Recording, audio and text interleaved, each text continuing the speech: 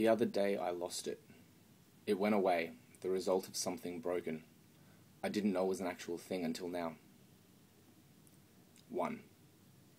People are tired. They stand, or sometimes sit, inches away from a bright ominous light that seems to stretch inside for infinity. Lucid, pulsating, mirroring the self and creating a duality that never existed before. A projection? Though sometimes I believe it is the projectionists who are the very images projected. A creation, though it seems to create those who control it.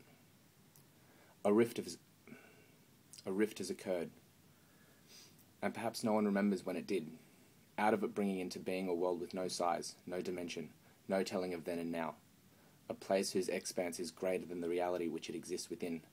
Inside it there dwells thousands upon thousands of identities, identities void of form, identities void of everything that was once human. What appears is what is, and what appears is the facade of what was human. Conversation, the sharing of information, the approval of strangers and insecurities, the incestuous tangle of friendships, families, colleagues, and communities, but only the facade.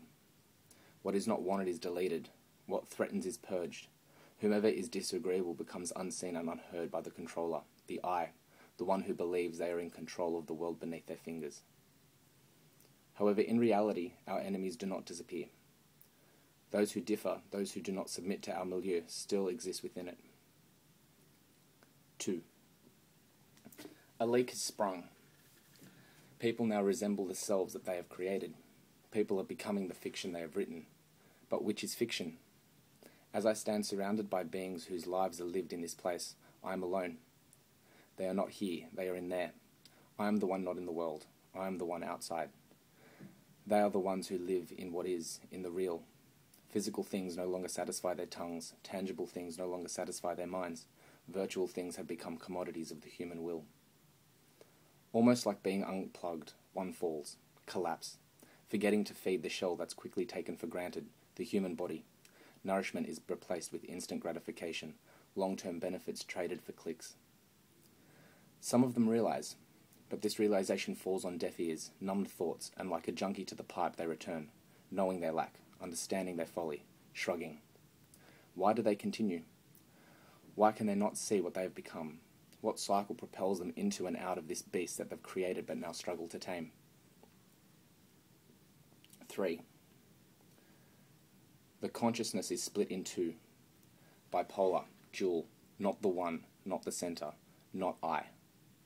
Mapping the ephemeral terrain, the second self explores and interacts with other representations. These are amalgams of everything one wants to be, a collage of your greatest qualities, a mashup of everything you want to be known and recognized for. Enter the crux, a counter trick, a belief that you must adhere to in order not to be called on your own bluff. One has full knowledge that their duplicate self is not entirely them. What must follow is the understanding that the selves of others mirror this inconsistency, but it is something no one can speak of. To know is to make known your false impression. 4. One must always be on guard. The extension of the virtual self poisons the body the same way a doppelganger replaces its original. Without the real mirroring the fake, this world could not exist. The ideal self could not exist. Everything one wishes to be would be realized in its unattainability. So people change. People become what they have created. People assume their manufactured identity. People willingly submit to their own limitations. To be caught off guard is to realize that you are not what you want to be. You are not what you tell the other world you are. You are not your idealized self. You are a likeness of it. You become secondary.